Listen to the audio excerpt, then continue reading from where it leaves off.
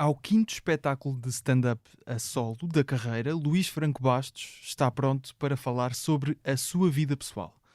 Luís Diogo Roda Madureira Franco Bastos é agora Diogo, o nome pelo qual sempre foi tratado em família, para distinguir do pai Luís e do irmão Luís Miguel. O espetáculo, já em digressão, vai passar ainda por Funchal, Alcochete, Caldas da Rainha, Torres Vedras, Lisboa, Águeda, Porto e já há mais datas para anunciar e anunciadas. Fora do palco, mas ainda atrás do microfone, esteve recentemente, durante mais de 2 anos, nas manhãs da RFM. Lançou também a 5ª temporada de Hotel, a série em podcast que conta a história da família Fagundes, em que dá voz a todas as personagens e é também o autor dos textos.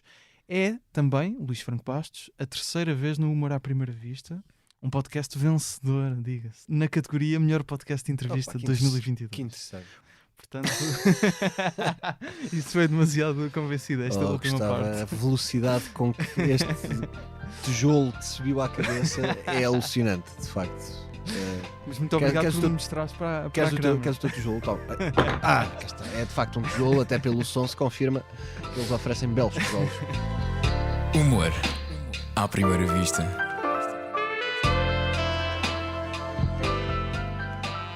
Vou deixá-lo aqui para tu, depois de olhar para o teu grande achievement. É que agora já posso vender por mais porque tocaste, tem o teu ADN. Verdade, o LX agora vale mais. Fica com sabes? isso, não Sabes? dou testa, não é o mínimo, Gustavo.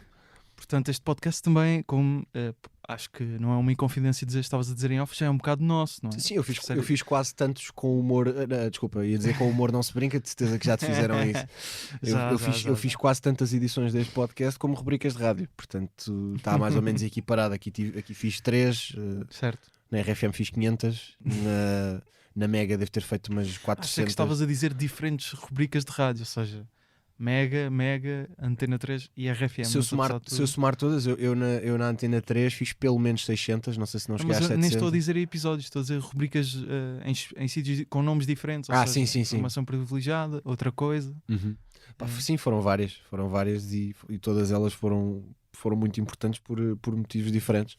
E agora está sempre importante ter um bocadinho mais de disponibilidade e de flexibilidade. Portanto, são fases que vamos passando. Este quinto solo, o Diogo... Na verdade, eu chamar-lhe o quarto solo, porque o primeiro de todos, o Papel Químico, estás a contar com esse, não é? Como o Papel Químico era um monólogo com...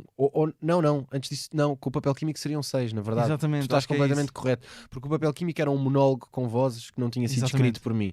E, portanto, eu não o coloco na mesma lane, na Por acaso agora eu não tenho aqui a lista. Na mesma cronologia que estes. Mas eu tive, de facto, que era o Imposto sobre o Humor Acrescentado, que foi a minha primeira hora de stand-up da minha autoria, certo. Que nunca foi filmado e que eu tendo a esquecer-me dele. Na verdade, o Roubo de Identidade já foi o segundo. Depois disso, sim, o Voz da Razão, Consciente e agora... Isso. Quinto solo, portanto. Estás completamente correto, Gustavo. Não é à toa que és um autor premiado. Que aliás está aqui, posso comprovar novamente. Ouçam o som do tijolo. Isto vai dar um bom reel, sabes? Sim, Isso agora é que está a dar. Não é que não te desse a conhecer noutros solos como o Consciente, e nós até tivemos aqui um episódio especificamente a falar de um beat do Consciente e do espetáculo em si. Acho que, apesar de falares de temas que observavas na sociedade, isso é de alguma forma também te dares a conhecer pela visão dos assuntos, não é? Exato. Agora, o que acontece aqui, e eu consegui ver-te a testar algum texto para este espetáculo, apesar de ainda não ter ido assistir ao vivo, vai acontecer no Coliseu de Lisboa. Muito obrigado, Gustavo. Ainda bem que adquiriste bilhete. Muito obrigado, agradeço. Ainda somos para aí, talvez uns 8, atenção. Portanto, juntaste um grupo de 8 pessoas. Quem são as pessoas que vais levar? É este tipo de questões que eu venho aqui para saber. Amigos, essencialmente, namorada, amigos e acho que é isso. Amigos de faculdade, principalmente. Muito bem, pá. Todos estudantes de comunicação? Maioritária. Não, todos estudantes de comunicação, sim. Que interessante. Todos. Olha, que fixe. Portanto, muito obrigado a todos. Temos dinheiro. Obrigado a todos por colaborarem, de facto, nesta minha causa. E comunicação não é uma área fácil para ganhar dinheiro, portanto vês não que é de todo, tanto que eu também tirei comunicação, mas como vês fugi de... Estou cá, mas por outros motivos. Percebo. Mas isto para dizer que eu vi-te a testar bastantes vezes texto para este solo e surpreendeu-me logo falares tão abertamente da tua vida sobre os teus pais, até sobre a tua filha. Exato. E que nunca tinha visto isso acontecer e até fui ouvir com algum sofrimento a minha voz no primeiro episódio que gravámos, o 5º episódio do Humor à Primeira Vista, e lembro-me de que falámos disso na altura. Eu estava a rever a parte e tu dizias que na altura, até para falar sobre estes temas, um em concreto, a morte dos teus pais, Exato. que faleceram ali num curto espaço de tempo, e tu dizias que na altura achavas que as pessoas ainda não estavam preparadas para que falasses desse tema. O que é que faz com que aches que agora estejam preparadas para te ouvir falar desses temas? A minha perspectiva na altura era bastante... Eu comecei logo a usar isso em material de stand-up, logo desde que aconteceu quase. E a minha perspectiva era: as pessoas de facto não estão preparadas para ouvir falar sobre isso, apesar de eu próprio me sentir preparado e falar sobre o assunto. As pessoas ficam desconfortáveis e não... Claro que as pessoas têm direito a ter essa sensibilidade e cada um tem a sua, mas para mim não fazia muito sentido. Eu pensava, bem, mas se foi comigo e eu próprio consigo rir-me disso, então porque é que as pessoas estão meio chocadas, não é? Não estou a falar sobre a morte de pessoas da família delas. Se eu valido isso falando da minha, se eu consigo, bora lá, alinhem lá comigo. E depois, com o passar do tempo, fui percebendo que isso se devia ao mesmo motivo pelo qual outras piadas não funcionam, que era: não estava suficientemente bem construído. O que é que mudou então na construção destes textos? Os ângulos evoluíram, maturei o assunto, adquiri novas perspectivas sobre as quais podia falar do tema. Aconteceram novas coisas que também se relacionam com o passado, e então tudo junto, tudo se conecta, exatamente. Eu digo isso mesmo no espetáculo: o facto de ser pai abre-te um bocado mais os olhos acerca de coisas relacionadas com os teus pais, e não é necessariamente pela positiva ou pela concordância, sabes? Já ouvi muitas pessoas dizerem, ou mesmo os próprios pais dizerem aos filhos: tu quando fores pai vais perceber porque é que eu fazia as coisas que fazia, ou porque é que eu era assim. E pode-te acontecer isso, ou pode-te acontecer o inverso, que é: agora que sou pai, tenho a certeza, não estou a dizer eu especificamente, mas uma pessoa quando é pai ou é mãe pode adquirir a certeza, eu tenho a certeza absoluta que eu quero fazer as coisas de maneira diferente, sabes? Claro. Portanto, abre-te os olhos e traz-te mais clarividência. Não quero necessariamente que passes a validar tudo ou a concordar com tudo, mas desbloqueia-te muita informação. Aconteceu muito isso comigo, e também o facto de ter aprendido a olhar para os assuntos com uma distância maior e a encontrar ângulos mais interessantes. Aconteceram, como eu disse, coisas novas, e soube de coisas que também se tornaram interessantes usar. E portanto, isso tudo junto, acho que o material é mais interessante agora, e por causa disso funciona melhor. Nos testes nunca funcionava muito bem, ou era mais desconfortável do que outra coisa. Antigamente ia mais para aquela vertente quase de humor negro puro e duro, tipo one-liners, que na verdade mas tu também... nem falavam bem sobre o tema, sabes? Por exemplo, eu tinha uma one-liner que testei algumas vezes e que depois abandonei. Que era: as pessoas perguntam-me o que é que foi mais difícil na morte dos meus pais, eu rapidamente respondo: mais difícil foi que consegui que parecesse um acidente. E isto é uma one-liner estúpida, obviamente não é verdade, as pessoas nem acreditam, nem acham grande graça, sabes? É tipo, é óbvio que estás a gozar, não tem assim tanta graça. Tipo, é mais engraçado fazeres humor sobre coisas verdadeiras acerca da morte dos teus pais do que esta one-liner que parece quase uma piada de Twitter, sabes? Então eu estava mais aí há 8 anos, e ainda usei esta one-liner em testes relativamente recentes, até que comecei a ter o clique de: não, se eu abrir o coração de forma cómica, é melhor do que fazer one-liners supérfluas sobre um tema pesado. Nunca te sentiste desconfortável a abordar esse assunto das primeiras vezes que não, o fizeste? Nunca. A partir do momento em que eu começo a falar disso em palco é porque estou confortável para o fazer. E o meu conforto a falar de temas íntimos e complicados em palco é quase assustador. Assim? Para algumas pessoas pode ser quase assustador a abertura com que eu falo de coisas desse estilo. Esse tema, por exemplo, agora não tanto, mas há pessoas para quem na altura era chocante eu, passado menos de um ano, estar a fazer material sobre isso, sabe? Certo. Se essas pessoas sonhassem que na própria semana eu já estava a pensar nisso, sabes? Mas o cérebro do humorista é um bocado acho que todos te vão dizer o mesmo. Na própria semana é uma coisa estranha. Estás a dizer na própria semana em que aconteceu, exato. Mas é uma coisa estranha, e eu acho que muitos outros humoristas te vão dizer a mesma coisa, ou até artistas de outras áreas. Às vezes não tens uma facilidade gigantesca em falar dos assuntos com os teus amigos próximos ou com a tua família, mas na tua arte falas abertamente. É mais fácil falar para estranhos às vezes do que para quem nos é próximo. Há pessoas que são músicos e compositores e colocam nas letras desabafos que não dizem aos seus pais ou aos seus amigos, estás a perceber? E de repente na letra dizem tudo o que não dizem aos outros. Não é que, no meu caso, não é 100% assim, porque eu até falo bastante com as pessoas próximas, mais não seja até a testar o material com elas. Mas certo. Para mim é muito mais fácil falar sobre a minha vida privada em stand-up do que fazer um post onde falo sobre isso, sabes? Eu não coloco a minha vida pessoal nas redes, eu não... no passado já todos o fizemos. O que é que há nessa relação com o público que está a assistir a stand-up que faz com que isso aconteça? Sinto que é uma relação muito mais próxima e que quem está a ver stand-up tem ali uma intimidade comigo que tu colocares uma coisa nas redes não tem. Okay. Eu não coloco nas redes onde é que eu fui almoçar, não coloco nas redes fotos da minha filha ou da minha família. Eu estava a pensar o contrário. Nem falo sobre essas coisas. E se for preciso em stand-up, falo dessas coisas todas. Mas em relação ao que estavas a dizer, de às vezes até pode ser mais fácil partilhar com o público do que com amigos pessoais. Estavas a dizer que não é necessariamente o teu caso. Amigos, portanto, pessoas do dia a dia. Mas também é no sentido em que mais facilmente falo num espetáculo para... Por exemplo, tu nas redes, apesar de mais pessoas irem ver, estás mais resguardado no sentido em que escreves e publicas e não estás cara a cara com ninguém. E eu não gosto de fazer isso, não gosto de me abrir nesse sentido, nessa plataforma, até porque as coisas ficam lá, sabes? E por outro lado, estou numa sala com um microfone na mão e com 50, 60, 100, 200, 1000 estranhos e digo-lhes tudo sem problema, apesar deles estarem na mesma sala que eu. É esse o fenómeno que é meio esquisito. Mas ali estás num ambiente diferente, tens o riso a unir as pessoas e se as pessoas se rirem de volta, vale a pena falar sobre os temas. Parece que é uma conversa mais fácil de ter. Muito mais fácil de ter. Só a reação. Muito mais fácil de ter. Tipo, parece que nas redes estás a falar para estranhos e a falar em stand-up parece sempre que estás entre amigos.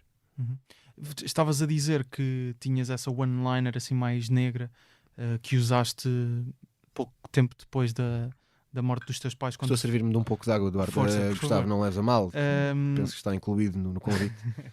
E estava a pensar se no processo então de quando decidiste, ok, este solo, decidiste ou foi algo mais natural que te percebesse que estava a acontecer? Foi mais natural, mas foste buscar beats dessa altura, foste ver o que é que tinhas dessa altura para poderes perceber, ok, se calhar não vai ser esta a abordagem, mas posso aproveitar uma coisa ou outra, sim. Uma coisa ou outra pouco, mas uma coisa ou outra que eu senti, ok, integrado no resto, refinando, dá para de facto usar.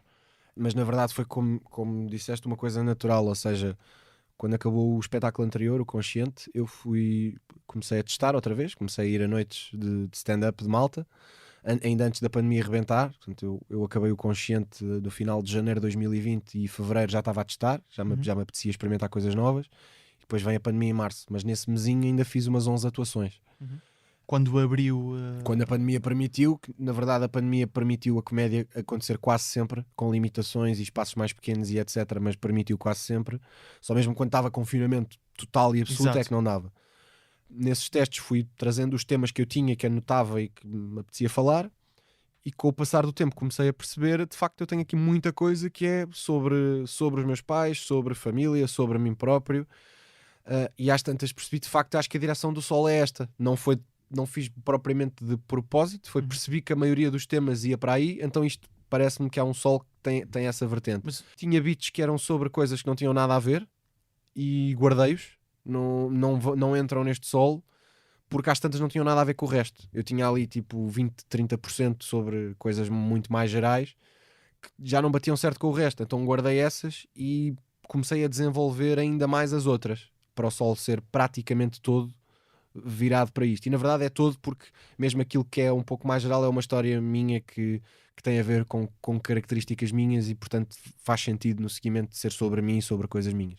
Mas ao longo da tua carreira, sabendo que já tinhas testado beats que achavas que não estavam prontos para falar sobre este assunto, quando ias fazendo os outros solos pensavas, eu algum dia vou ter que pegar nisto ou não? Sim, pensei, há de haver um dia que eu vou falar sobre isto hardcoremente. É como em tudo, como já fiz esse paralelismo antes, é como em todas as outras formas de arte. De que é que os artistas falam?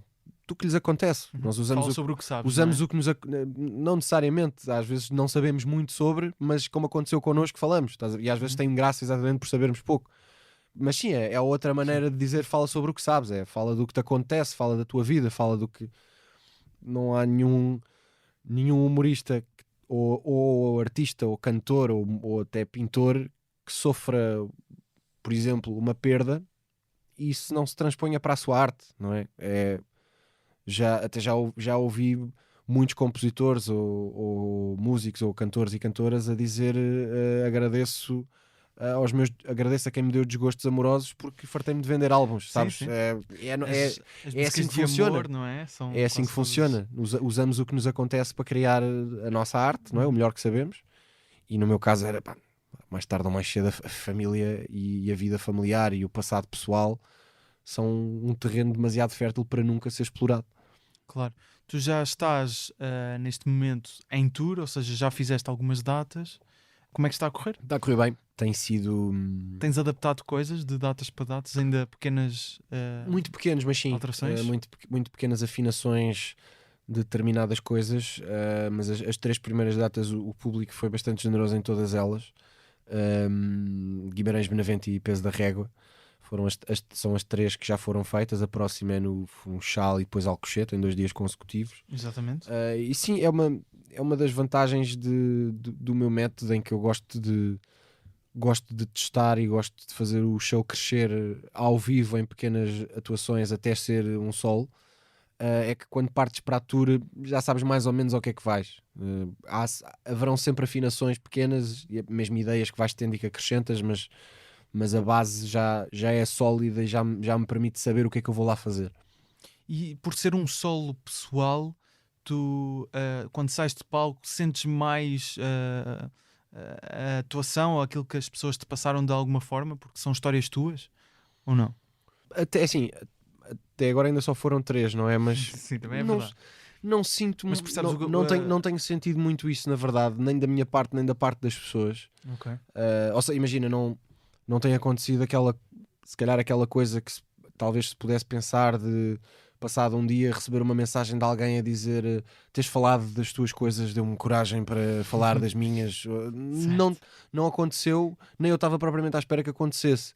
Porque da mesma forma que aquilo para mim é um espetáculo, para as pessoas também é um espetáculo, sabes? As pessoas gostam de sair de casa e de se rir de alguma coisa, preferencialmente de uma família que não seja a sua, e é isso que eu lhes estou a proporcionar.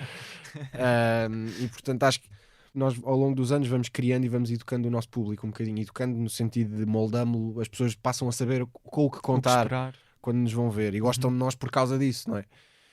E acho que as pessoas que me vão ver estão à espera de se rir e não de pensar excessivamente sobre as coisas ou de complicar, sabes? E portanto as pessoas vão para se rir e para ouvir uma perspectiva divertida sobre o que eu tenho para dizer e não vão à espera de uma palestra TED que lhes muda as vidas ou que... E portanto acho que tem sido assim. Acho que as pessoas vão para se rir e eu também vou lá para as fazer rir. Não vou para fazer terapia nem para desabafar, nem para mudar a vida de ninguém, sabes? Apesar do show ser muito pessoal, isso é apenas uma característica daquilo que eu estou a fazer, mas o que eu estou a fazer é um espetáculo de humor. Não tem outro propósito senão fazer as pessoas rir. Se para algumas pessoas for particularmente especial por ser como é, ainda bem, fico contente, mas não é essa a minha obsessão. A minha obsessão é sempre o riso das pessoas. Mas aqui era a minha ideia mais com esta pergunta, ou seja, se sentes mais o espetáculo na perspectiva de por te estares a abrir mais, de alguma forma tens uma sensação diferente, tendo em conta a reação das pessoas. Lá está, o que estávamos a dizer há pouco, estás a abrir um bocado a porta, não é? Da tua vida pessoal e poderias de alguma forma sentir-te mais...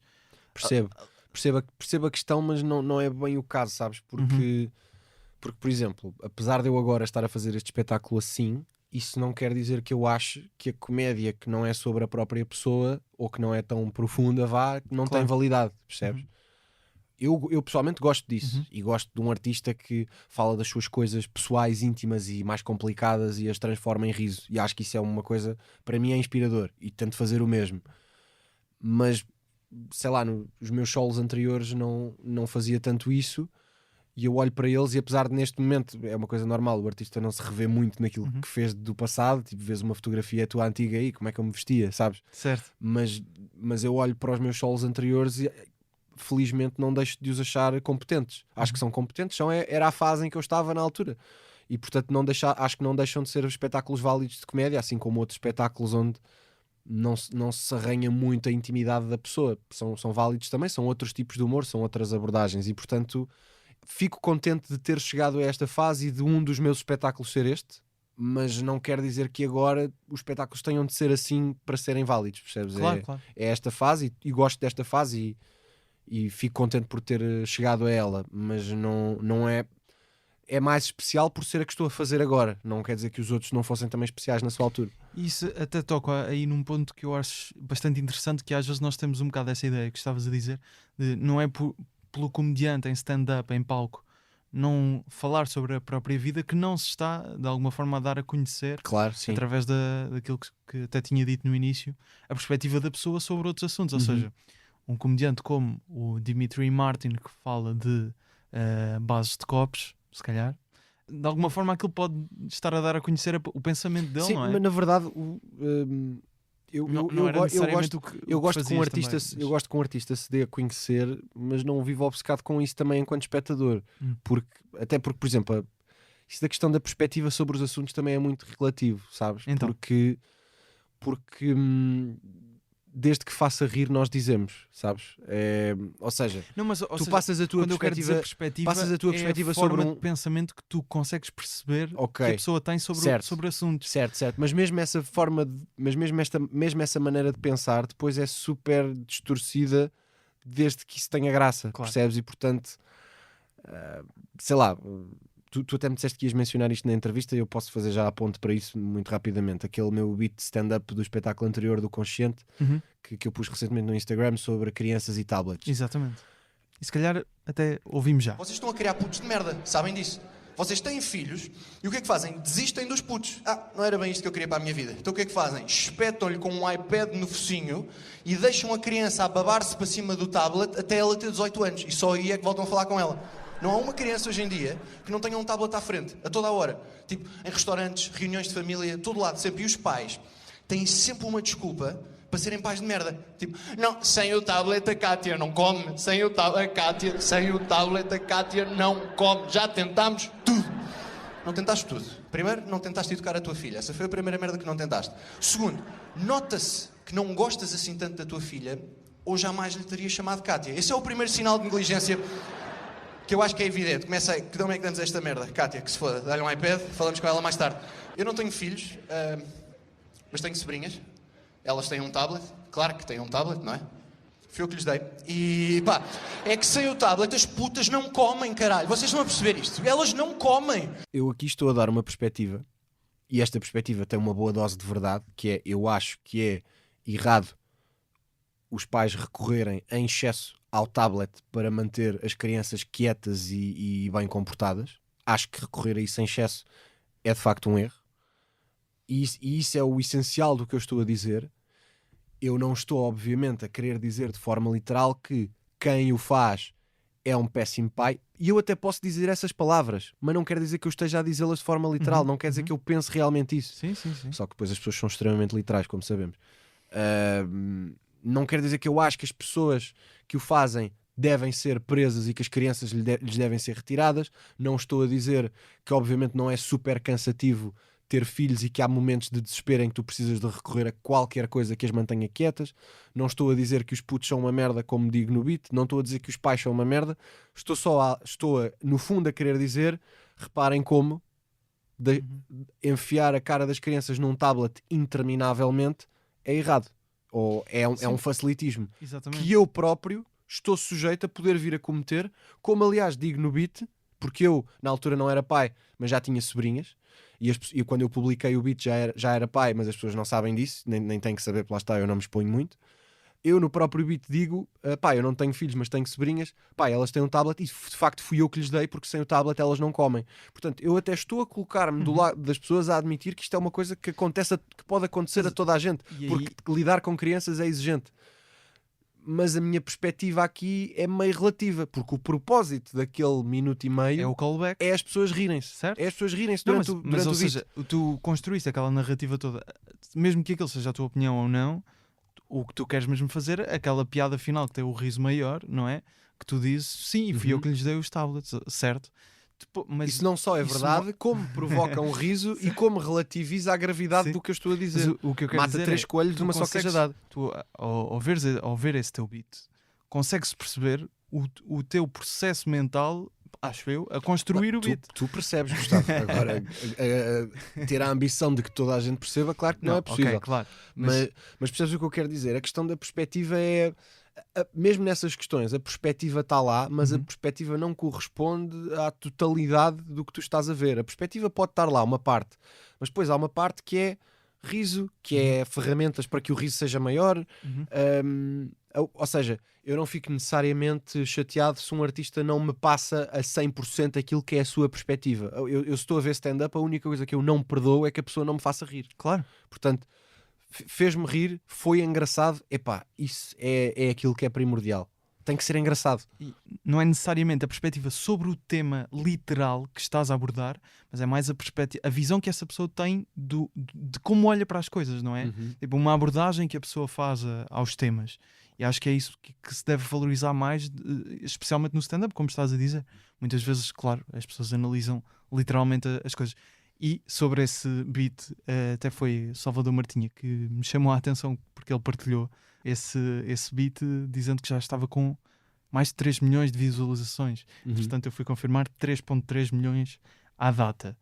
O que é que achas que aconteceu exatamente com este beat? Foi essa questão de algumas pessoas chatearam-se por uma literalidade? Acho que é uma junção de vários fatores. Primeiro, o facto de estar num formato que é E atenção, esse beat é do espetáculo Consciente. do espetáculo passado, exatamente.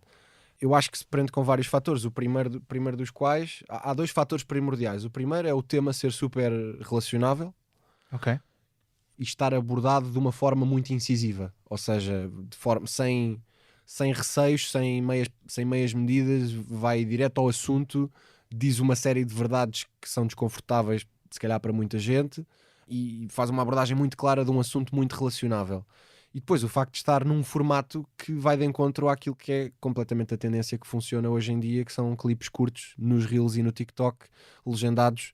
Ou seja, felizmente os fatores estão todos certos para que aquilo de facto resultasse. E é esse o motivo, acho que é... Isso cada vez mais é uma tendência, esses tipos de conteúdos.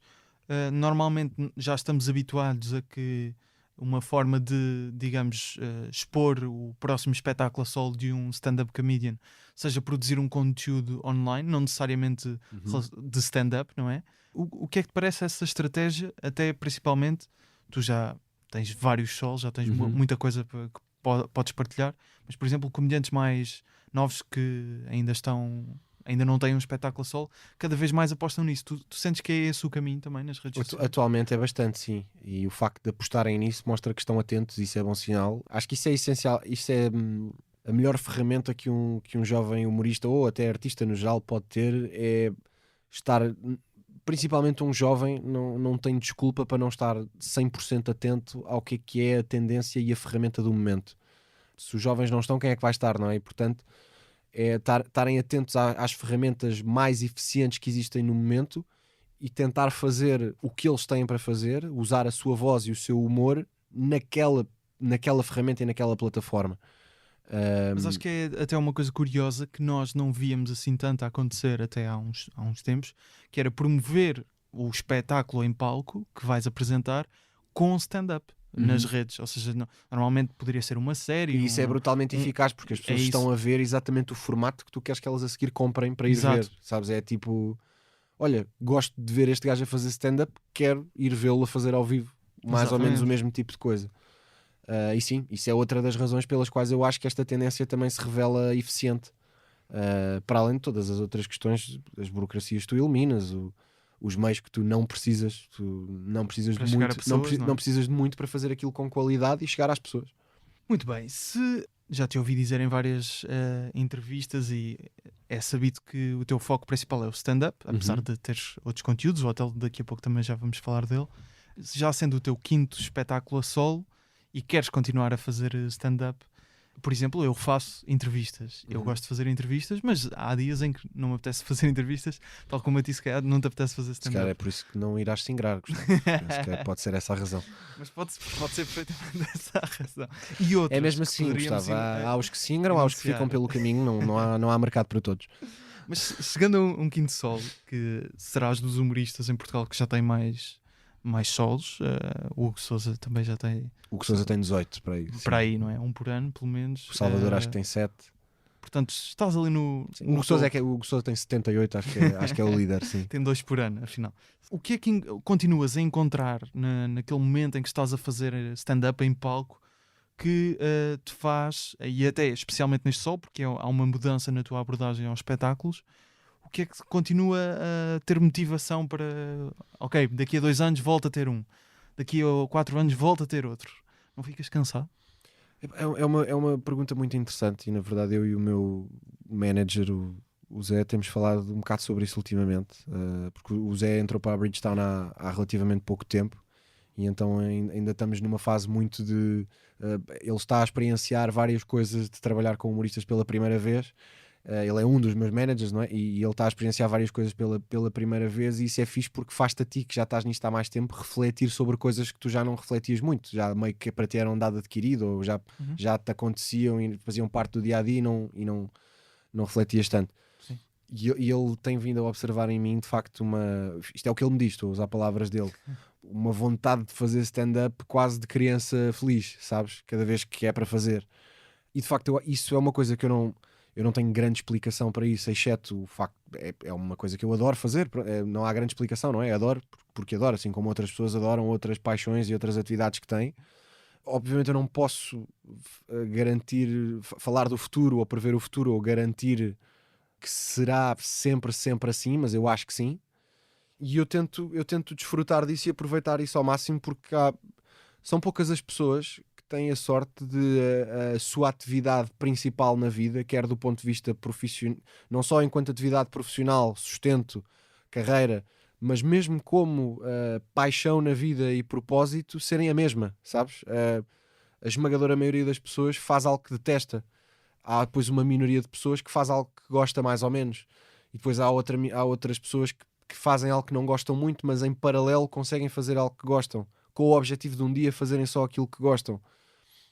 E eu faço aquilo que eu adoro, mais nada, desde os 18 anos. E isso eu tenho a obrigação moral de ser feliz com o meu trabalho, sabes? Porque tenho uma... E nem sequer é algo que nem depende bem de mim. Tive essa sorte. Tenho a sorte de ter uma atividade que me apaixona dessa maneira, porque a maioria das pessoas não tem. Ou seja, nem é por não conseguirem, não existe isso para elas, sabes? Ou seja, há N pessoas que têm um emprego normal, e quando eu digo um emprego normal até pode ser um bom emprego, não estou a dizer um emprego, até pode ser um bom emprego, pode ser um advogado, pode ser... Isto, obviamente, todos os empregos são dignos, mas eu estou a dizer bom do ponto de vista do ponto de vista financeiro, estável, que exigiu exato. Formação, que exigiu toda uma formação especializada, o clássico belo emprego. Só que são pessoas que o fazem, há muitas pessoas que o fazem porque, de todas as profissões que existem no mundo, até era a que eu gostava mais, mas não têm com isso uma relação de paixão infantil, como as pessoas que jogam futebol profissionalmente têm com o futebol, sabes? Não é um sonho, é uma profissão apenas. Serve para ganharem dinheiro, tudo bem, gosto desta área, serve para ganharem dinheiro, pagarem as suas contas e vivem a vida assim. Eu tenho a sorte da minha profissão ser efetivamente uma paixão, de eu adorar fazer aquilo, de eu sair de casa para ir fazer stand-up e ir sempre contente. E tenho 33 anos, vou fazer 34. A minha vida ser assim é uma sorte muito grande e eu espero desfrutar disso sempre enquanto puder. Mas ainda assim, quando sobes a palco para fazer, ou quando começas a construir um novo solo, queres encontrar uma coisa diferente, não é? Queres fazer uma coisa diferente daquilo que fazes. Por exemplo, estás neste momento quinto solo, como já disse, Diogo, tu já pensas eventualmente, já pensas no daqui a 2 anos? Tenho 3 ideias para beats para o meu próximo solo. Ainda são só 3, mas já tenho 3. Mas porque foste testando e guardaste? Não, ocorreu-me ideias. E como este já está feito, agora o que me aparecer já é para pôr de parte para o seguinte. E ocorreu-me, acontece. Por exemplo, este é mais pessoal, como temos vindo a falar, ou seja, abriste, digamos, a porta, no próximo Não faço abres ideia. as janelas, Não sabes. faço ideia. E tenho de facto um bocado esse dilema, que é ok, depois deste, O que é que se faz, não é? porque depois de tudo que eu fui fazendo, com as características que fui fazendo, agora este é super pessoal, íntimo, mais profundo. Ok, no próximo vou falar de quê? De telemóveis, de abrir pacotes de leite, sabes? Coisas do dia a dia. Às tantas pode ser, desde que seja engraçado, está a valer, percebes? Terei que descobrir. Mas tu pensas assim, Mas de facto, estratégico, mesmo acaba por ser uma gestão de carreira, não é? Claro. Penso, mas vais a primeiro esse tenho que pormenor. perceber o que é o material, primeiro tenho que perceber o que é que são as histórias que eu tenho para contar. Quando eu digo histórias, podem não ser histórias, pode ser beats, observação, whatever, mas que história é que eu tenho para contar é uma maneira de dizer o que é que eu tenho para fazer a seguir. Primeiro eu tenho que ver o que é o material e o que é que me ocorre e depois perceber qual é que é a melhor maneira de apresentar isso ao mundo. Eu acho que nunca será do estilo... O que me ficava bem a seguir era fazer humor político, sabes? Não é assim. Eu pelo menos não consigo funcionar assim. Seria funcionar por encomenda ou querer fazer o que as pessoas achariam que seria bom. Não é ok, deixa-me ver o que é que eu tenho cá dentro a seguir para... E isso será sempre uma soma das vivências, da fase da vida em que tu estás, do que é que tu consumiste e gostaste e que refinaste e processaste. É mais por aí, é sempre uma soma do que é que te aconteceu e do que tu foste acumulando e criando. Para mim, pelo menos, não seria caminho. Agora pensar, ok, agora o que é que a seguir é a tendência mundial no humor? E vou tentar, não, eu não funciono assim.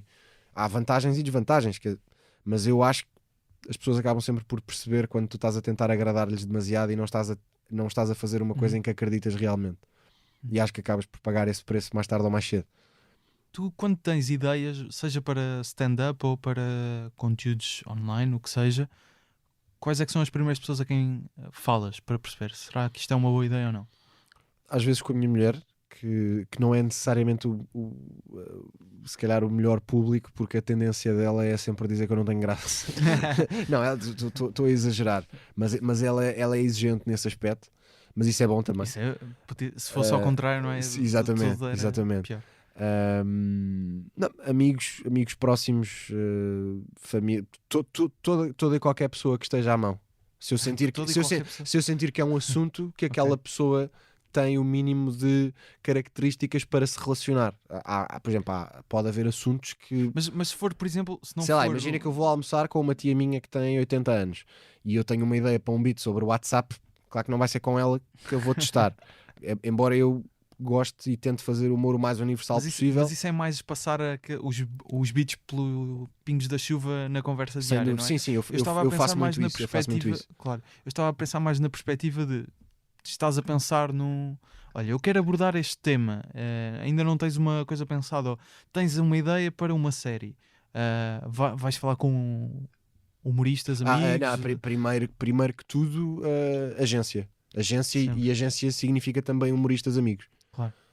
As primeiras pessoas a quem eu mando as ideias que me ocorrem no estado mais embrionário são os meus managers, o Afonso e o Zé, também o Ben da Bridgetown, mas o Afonso e o Zé têm estado mais de volta da parte do humor. Primeira agência, e agência hoje em dia significa também o Pedro e o Carlos, por exemplo. Claro. Falamos muito, trocamos muitas ideias. Essas são as primeiras pessoas. Depois as coisas às vezes até evoluem um bocadinho já para pré-produção e a minha mulher dá-me na cabeça de eu não lhe ter falado primeiro, mas pronto, isso depois às tantas, às vezes às vezes, claro que as áreas misturam-se todas, só que às tantas chegas a casa e não é sobre trabalho que te apetece falar. Claro. Não é chegas a casa, porque eu trabalho muitas horas em casa, no escritório, mas sais do escritório e não é sobre o trabalho que te apetece falar, então às vezes esqueço-me e só lhe conto quando já vai quase avançar. Não, estreia amanhã. Não estreia, sim, estreia amanhã. Sim. Não sabes? Não sabes, o meu filme estreia amanhã, eu estive estes 3 meses fora porque... sim, mas sim, família e amigos também, mas agência primeiro. Okay. Que também são amigos, há esta relação muito próxima de troca de ideias constante. Nunca penso neles como pessoas que trabalham para mim, somos uma equipa, fazemos isto juntos. Bebe água. Vou aproveitar para beber. Obrigado, Gustavo. Vou encher este bocadinho mais, recordando às pessoas que Gustavo ganhou o prémio no Festival Pods 2022 e portanto ouçam este tijolo que o Gustavo ganhou e engasgou-se em direto no podcast. Espero que estejamos a apanhar isto. Reparem como Gustavo vai falecer à minha frente e eu vou ficar sozinho a fazer este podcast vencedor. Reparem como tudo estava pensado. Era um puto fixe o Gustavo.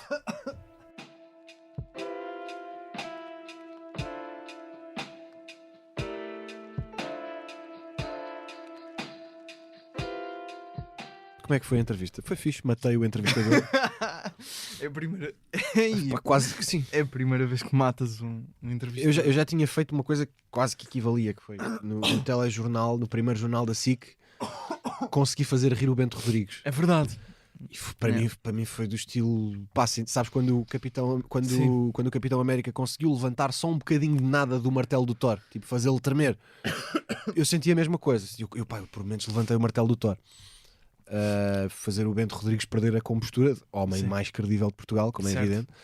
E eu estou longe disso. Estás muito longe disso ainda, Gustavo, mas lá chegarás. De qualquer forma, matei-te quando tinhas 23 anos, 24? 24. 24, pronto. Tens mais perguntas ou vamos diretos Tenho, para a CUF? Mas deixa-me só recuperar.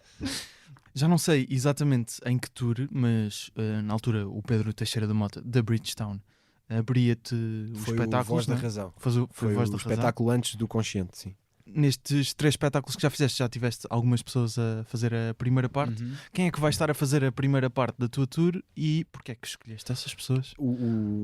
A primeira parte desta tour está a ser feita pelo meu caríssimo Pedro Sousa, que é um indivíduo com muito talento, mas ao mesmo tempo experiente, apesar de ser novo e apesar de estar ainda a dar a conhecer, reúne características que são ideais para fazer a abertura de um show de comédia, que é: está à vontade, tem talento, tem piada e tem à vontade e tem uma energia que é universal. Ou seja, energias mais pesadas ou porventura mais agressivas podem não ser o ideal para um opener, até porque muitas vezes as pessoas em Portugal, muitas ainda não têm noção de que começa a ser normal tu teres um número de abertura.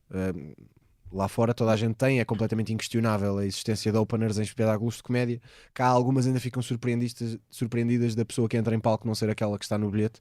E então... Porquê é que achas isso importante? De levar alguém para acho que é super importante a todos os níveis. Acho que ajuda a fazer evoluir a cultura de stand-up em Portugal, porque todos os espetáculos de comédia beneficiam de haver um opener. Como nos espetáculos musicais, as pessoas não questionam que haja uma banda a fazer a primeira parte, simplesmente há.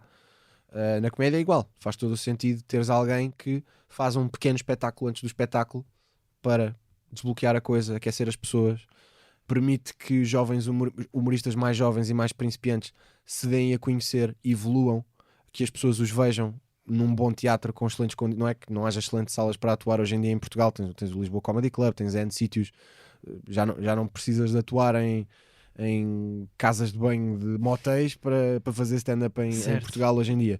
Mas é bom para toda a gente. As pessoas que compram um bilhete para ir ver o artista que gostam levam com um pequeno bónus que é: olha, vou conhecer ali 1 ou 2 humoristas novos que não conhecia, e é um pequeno topping na experiência. Acho que ajuda a cultura a avançar, aproxima-nos do que se faz lá fora, que é onde os mercados são muito mais evoluídos, e portanto acho que é benéfica em todos os aspectos. Portanto, Pedro Sousa...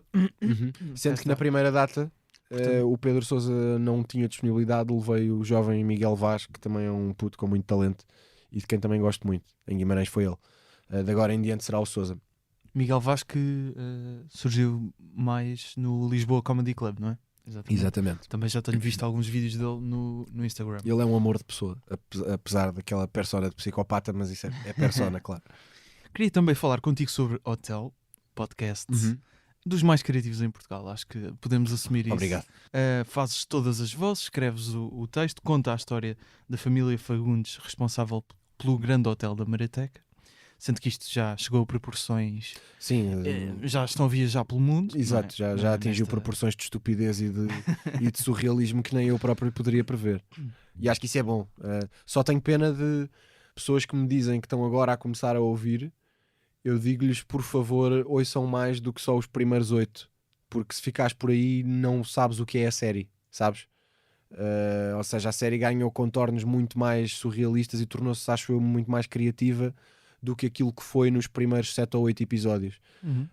Embora ali no 5º, 6º, 7º já comece a ter uns mais estúpidos, do clube de futebol, não sei se te lembras. Mas, o guarda-redes. Qualquer coisa capivara, já não me lembro. Era qualquer coisa assim. Mas, por exemplo... Depois tens ali o do Salvador também. Exato, isso já é na segunda season. Já é na segunda esse. Mas os primeiros 3 ou 4 são só sobre questões muito específicas do hotel, sabes? O spa. O menu, construir um spa. Isso, eu olho para isso e já acho isso desinteressante, sabes? Só que também como as pessoas nunca levaram com aquilo antes, como não tinham... Ou seja, nos primeiros 4 ou 5 a minha esperança é ok, ainda estão embevecidas com o facto de ser o mesmo gajo a fazer as vozes todas e estão a conhecer as personagens aos poucos e então... não tem problema as histórias serem um pouco menos criativas, e a verdade é que a maioria das pessoas vai ouvindo mais do que isso, senão a série não tinha ouvintes. Mas eu olho para o que foram os primeiros episódios e fico mesmo com pena, mas acho que também era uma evolução natural, tinha que ser assim, não? Eu ainda estava a experimentar. Depois a série melhorou bastante em termos criativos e narrativos e ultrapassou todos os limites que eu achei que pudesse ter em termos de o que é que aquelas histórias podem ser. E portanto, E o que é que achas que o meu pedido a quem estiver a pensar começar a ouvir é, por favor, não desistam ao fim do 6º ou do 7º. Vou-te dizer uma coisa que em princípio não me metem apuros, mas a minha namorada é grande fã de Hotel. Certo, e obrigado. Ela, sempre que sai uma nova temporada, ouve tudo desde o início, antes de começar a ouvir a nova. Portanto, ela já fez isso. Agradeço-lhe imenso. É uma joia de pessoa. É uma mulher Cruz, claramente muito podes inteligente. Mandar um beijinho para a Magda, por favor. Um beijinho para a Magda. Não percebo o que estás a fazer com o Gustavo, mas todos nós temos a nossa fase e obviamente tu poderás decidir mais tarde ou mais cedo com quem é que queres realmente estar, e certamente, até porque ele mais tarde ou mais dia vai falecer engasgado, já se percebeu que é fácil. Exatamente. Portanto, eu tenho este podcast, mas ela ainda assim prefere o teu. Muito obrigado, Magda. Portanto, muito obrigado. E ela também tem um podcast já agora. Ponto final parágrafo sobre literatura. Passa a publicidade. Aconselho. Mas ia-te perguntar e como é que ficou em casa quando tu foste premiado e o dela não? Ela pois... Teve uns dias sem falar contigo. Não, mas, um bocadinho mais fria. Ela também estava nomeada e as nomeações já são muito importantes. Claro, mas ela tu ganhaste nomeações. E ela não ganhou. E isso criou um mau ambiente em casa, certamente. Não criou. Não. Tá, tudo bem. Este prémio também é dela. Bem, o que eu queria perguntar que tens sobre que dizer, obviamente, Hotel, porque ela tem os teus testículos na mão dela. Exatamente. O que eu te queria perguntar sobre o Hotel... Desculpa. O que é que este projeto... porque é, se não me engano, o teu projeto em termos de comédia online mais longo da tua carreira. Acho que em termos de duração e de longevidade já ultrapassou o erro crasso. Foram 2 ou 3 anos e este já vai pelo menos em 3 e o número de episódios também tem mais. Exato. Embora o erro crasso não fosse só meu, mas sim. Sim, exatamente. E por isso, o que é que este projeto te deu a conhecer também sobre a tua comédia? Porque desenvolveste outras características que se calhar não conhecias. Sim, este projeto trouxe-me algo de muito importante e ao qual eu dou grande apreço. Fez-me perceber que eu não só gostava, como conseguia contar histórias. Eu nunca tinha feito isso. Quer dizer, não estou a falar de histórias em stand-up, storytelling, etc. Estou a falar de criar narrativas, criar histórias, criar uma série. Que eu sempre adorei séries, mas durante muito tempo achei que talvez não fosse a minha praia. Ou... Não sei. Achei que a questão de inventares uma narrativa era algo demasiado inatingível para mim. E percebi que nada melhor do que fazer, e às tantas, de facto, começas a perceber que até consegues, pelo menos, que certamente terá falhas e certamente terá defeitos, mas consegui criar uma história e consegui criar personagens que as pessoas criaram uma relação com elas, e isso para mim tem muito valor. É das coisas que eu mais fico feliz de ter feito até hoje. E fez-me perceber que isso é algo que eu quero continuar a explorar no futuro, tanto com este projeto como com outros que possam ser semelhantes, ou seja, outras pod-séries ou séries. É isso. Deu-te vontade de criar, por exemplo, uma série já fora do conteúdo só em áudio? Sim, seja para eu já tinha algumas, YouTube, já tinha algumas ideias. Com atores? Já tinha algumas ideias, porque apesar de não me achar se calhar capaz de o fazer, ia tendo ideias. Já tinha algumas ideias e o Hotel deu uma certeza de que isso é um território que eu quererei explorar. Não só noutros formatos, não sei muito bem como, mas em formatos mesmo semelhantes, ou seja, fazer uma outra pod-série, ou seja, outra série em podcast, toda feita por mim, com as mesmas ferramentas de sonoplastia, mas com outras personagens noutro universo completamente diferente. Isto fez-te olhar também para as séries que vias, que consumias de forma diferente, ou seja, a partir do momento em que percebeste que, espera lá, eu também consigo fazer isto, também consigo criar uma história, uma narrativa com personagens. Por exemplo, leva-me a pensar, por exemplo, ao fazer o Hotel, e o Hotel terminou, salvo erro, no 73º episódio, 5ª temporada, todas tiveram 16 episódios, até, exceto esta que teve 11.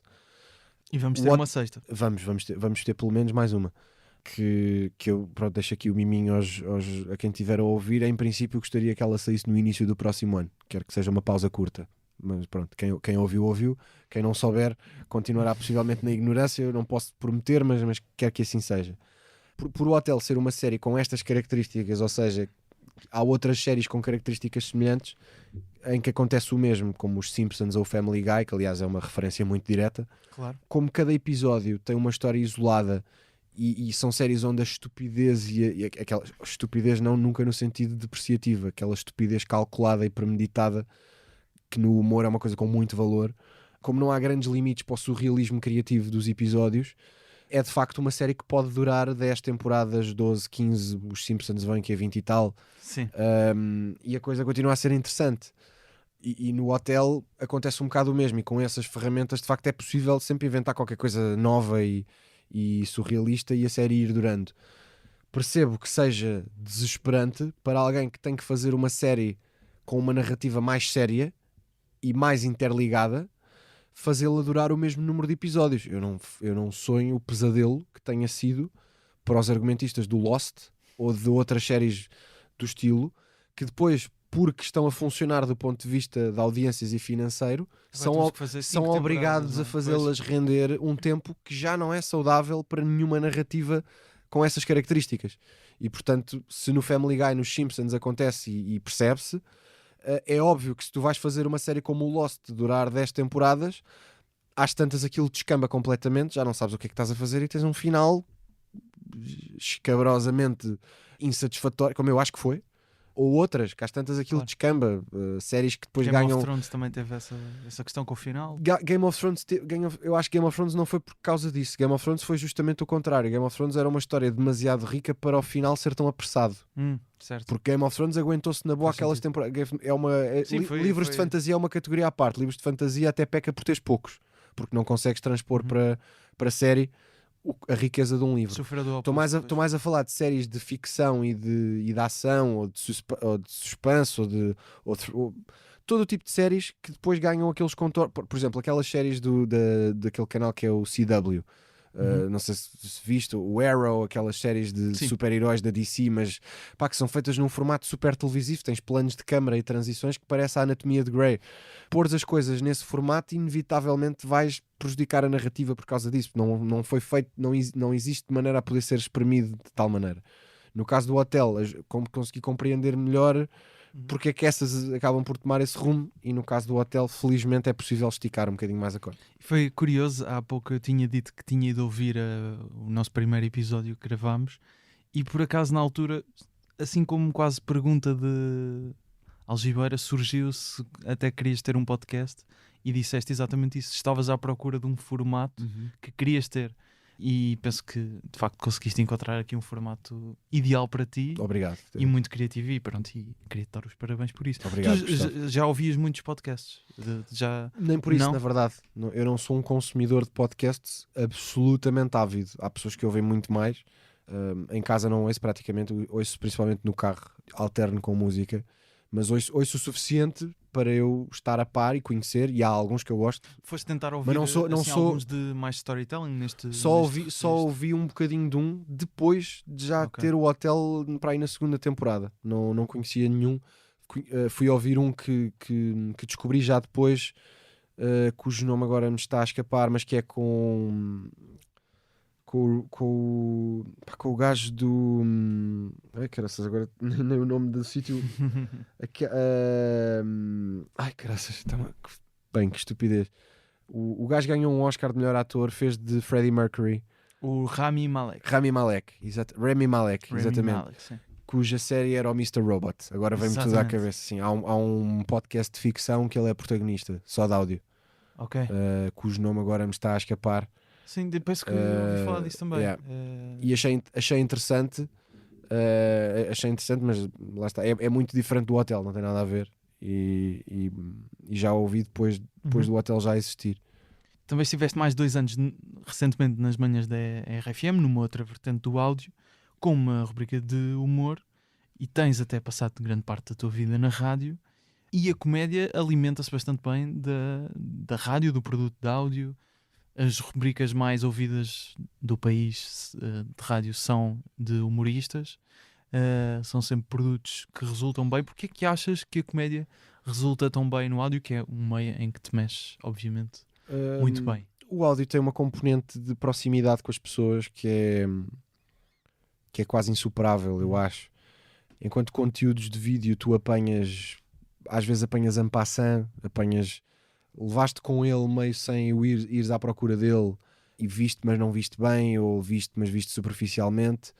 Eu acho que um conteúdo de áudio é raro tu levares com ele acidentalmente. Quer dizer, existe isso na escuta de rádio mais passiva. Principalmente nos podcasts, não é? Mas um podcasts então, se tu estás a ouvir é porque foste atrás dele e dedicaste uma parte do teu dia a ouvi-lo, mesmo que seja enquanto fazes outra coisa, e acho que estás mais conectado de uma forma que não estás com, sei lá, um programa que está a dar na televisão e que por acaso apanhaste um bocado e depois coisa, ou um vídeo de YouTube que o YouTube te sugeriu, mas que é uma coisa que normalmente tens que ouvir mais de propósito e com mais atenção. Mas quando tu sentes que o meio da comédia no podcast principalmente ainda se cinge um bocado ao mesmo formato, ou seja, achas mais coisas derivadas de Hotel ou paralelas ao Hotel podiam surgir, digamos assim? Sim, porque eu sinto que acho que cada vez mais o pessoal está a tentar não ir para o óbvio, e eu acho que isso é bom e é saudável. No caso do Hotel, o Hotel tem características bastante específicas que me permitiram a mim fazer, que se calhar não há imensa gente com as características ou com os meios para replicar um conceito semelhante. Cada um faz sentido fazer aquilo que tem a ver com a sua imagem e com as suas capacidades, e portanto acho que as pessoas estão a tentar fazer conceitos cada vez mais diferentes. E por exemplo, sendo o áudio ainda um formato que, e o podcast principalmente, que está a crescer, mas penso que ainda não chegará pelo menos os grandes formatos ainda não devem conseguir competir com conteúdos de YouTube, etc. Claro, não batem num teto, mas esse teto é um bocado relativo, porque, ou seja, um podcast muito ouvido em Portugal, tudo bem, bate num teto por ser o universo de podcast, mas a percentagem de pessoas que ouve esse podcast e que cria uma grande relação contigo é muito superior à percentagem de pessoas que consomem o teu conteúdo no YouTube ou na televisão e criam de facto uma grande relação contigo. Sendo que no YouTube acho que criam ainda... isso claramente. Sinto isso claramente. E acho que no YouTube ainda criam mais do que na televisão. Ou seja, a televisão chega a mais pessoas e a percentagem de pessoas que te veem na televisão, se calhar, e que criam uma grande relação contigo, se calhar é de 70%. Também não quer dizer que é uma percentagem baixa, mas no YouTube é de 80% e no podcast é de 98%. Claro. Acredito mesmo que é assim. Claro. Não tenho estudos que comprovem, mas acredito que é não, assim. Mas pela tua experiência, porque já tiveste conteúdos no YouTube e agora a tua grande aposta em termos de conteúdo fora do stand-up acaba por ser o Hotel, não é? Como estávamos a dizer. E os Reels também. E os Reels, ultimamente. Luís, muito obrigado. Obrigado, Gustavo. Então foi um gosto ver-te falecer em direto. Exatamente. Só tenho pena que tenhas ressuscitado, mas não se pode ter tudo. Mas pelo menos tinha que tentar ressuscitar aqui para conseguirmos terminar. Sim, acho que era o mínimo. Um episódio mais digno. Parecia-me que. Mas pronto, assim que também merecias. gostava. Eu já tenho experiência a organizar funerais, portanto, mais ou menos também já não estou. Diogo vai estar um pouco por todo o país. Um pouco por todo o país, sim. Que já anunciaste mais um Coliseu. Anunciei Coliseu novo, sim, dia 24 de março de 2023. E até ao final do ano, pelo menos, Caldas da Rainha, Torres Vedras, Lisboa, Coliseu 360, Águeda e depois... E por esta altura, na altura que este episódio sai, estarei na iminência de anunciar mais um bloco de datas que irá até março por todo o país. Portanto, quem tiver interesse é ir ao meu Instagram ver que está lá tudo. Exatamente. Luís, muito obrigado. Gustavo, muito obrigado e vamos estragar este momento com mais palavras. Sim, ficamos só no agradecimento. Como diria o Herman, esta frase é do Herman, eu uso também na minha vida, já lhe disse isto. Não vamos estragar este momento com palavras e ficamos. É assim.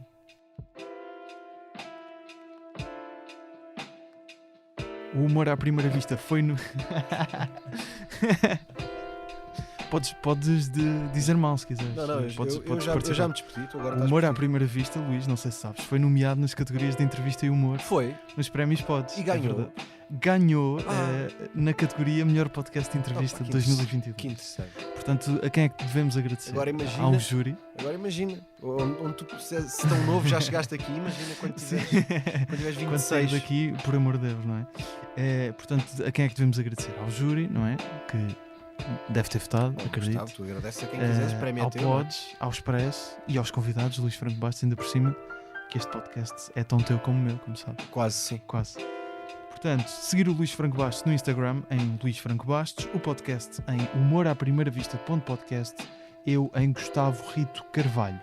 As fotografias e vídeos são do João Pedro Moraes, as ilustrações do Nuno Amaral, logótipo da Vanessa Garcia e do Nuno Amaral, jingles do Luís Batista e do Ruben de Freitas, com vozes do Rui Mirama e do Tiago Filipe. Os episódios saem quinzenalmente às quintas. Até um dia. Grande Gustavo. Quando dermos por nós, estás a fazer posts patrocinados pela Budweiser.